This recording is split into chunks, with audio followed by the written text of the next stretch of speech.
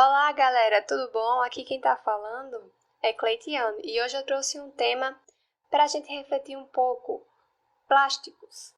Nessa pandemia, com esse coronavírus, a gente tá tendo que usar muitas máscaras, luvas, muitas sacolas, estamos pedindo muito deliveries com embalagens.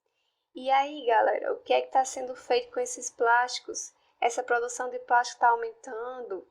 O que é que tem nesses plásticos? Será que isso vai fazer mal para o meio ambiente? Então hoje eu trouxe uma reflexão aí com vocês. Não consegui encontrar dados de 2019, mas eu tenho aqui um de 2017 em que a gente já havia produzido 8,9 bilhões de toneladas de plásticos desde 1950. E desses 8,9, 71%, ou seja, 6,3 bilhões, estão sendo descartados. Destes, 4,9 acabam se acumulando em aterros sanitários na natureza, causando alguns danos ao meio ambiente e até mesmo a nós. Apenas 600 milhões é que estão sendo reciclados. Galera, esse outro gráfico ele mostra um crescimento acelerado da produção global de plásticos. Existe uma previsão de que 550 milhões de toneladas sejam produzidas em 2030, um volume que é 40% superior ao nível atual, considerando 2017. Avalie como isso não deve ter aumentado aí com essa pandemia, né? E sim, acreditem, o Brasil é o quarto maior gerador de resíduos plásticos do mundo, lá em 2016, produzindo um lixo de 11,3 milhões de toneladas constituídas por plástico, certo, galerinha? Perdendo aí apenas os Estados Unidos, a China e a Índia. E quais são esses plásticos?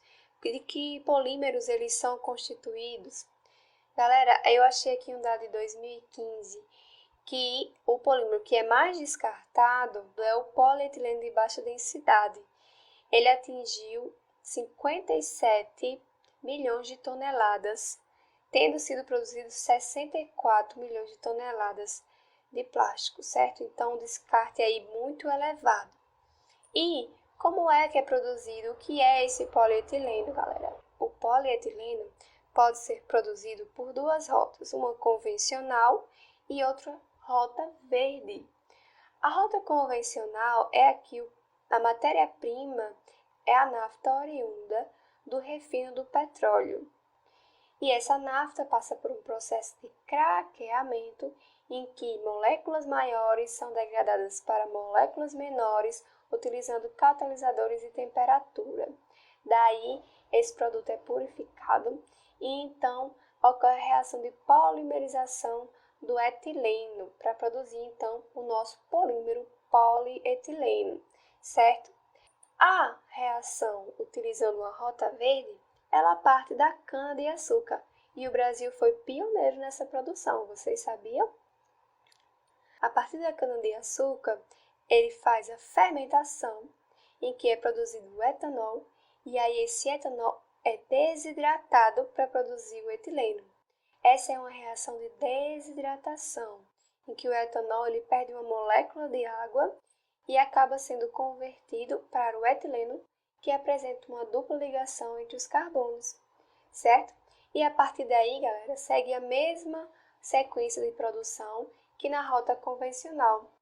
A reação de polimerização para chegar no polietileno e então ter os nossos produtos.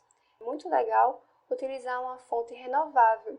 Galera, dizer que ele é um polímero verde não significa que ele seja biodegradável, certo? Ele tem as mesmas propriedades químicas e físicas do polietileno produzido a partir da rota convencional, utilizando o petróleo.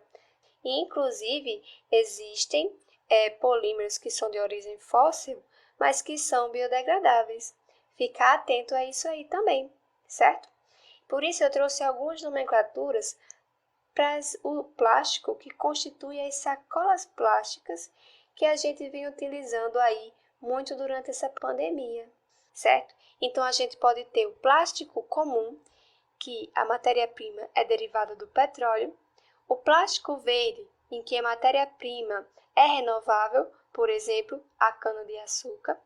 Ele pode ser um plástico biodegradável, que é degradado por micro-organismos, como bactérias e fungos existentes no meio ambiente. Ele pode também ter uma carga biodegradável, ou seja, pode conter na sua formulação um componente biodegradável, por exemplo, o amido, mas ele ainda tem uma porção que não é biodegradável, certo? A gente pode ter também as sacolas plásticas compostáveis, que são degradadas quando enterradas em determinadas condições de temperatura e umidade. Não necessariamente elas são degradadas por micro-organismos. As sacolas plásticas também podem ser classificadas como oxibiodegradáveis, por conterem catalisadores, alguns metais de transição que são utilizados, que aceleram a degradação do plástico para pequenos fragmentos. Galera, ficar atento que esses pequenos fragmentos, tem muitos estudos que vêm mostrando aí que a degradação deles ultrapassa aí muito os 180 dias para ser considerado biodegradável, certo? Muitos até dizem que eles duram por anos. E aí, galera, é onde vem o termo microplásticos, que acabam sendo pequenos fragmentos que não são degradáveis tão facilmente, ou precisam de condições específicas para serem degradados. E aí eles acabam sendo dispersos no meio ambiente como plásticos, mas em pequenos fragmentos. E esses pequenos fragmentos podem sim interagir com os organismos, com a gente, com os seres vivos, tanto em corpos hídricos, como também nos solos, certo?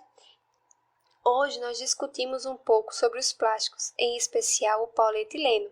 Vimos que ele pode ser produzido por uma rota verde, na qual se usa uma reação de desidratação do etanol. Essa é um tipo de reação orgânica classificada como eliminação, e este será o conteúdo da nossa próxima aula. Vem participar!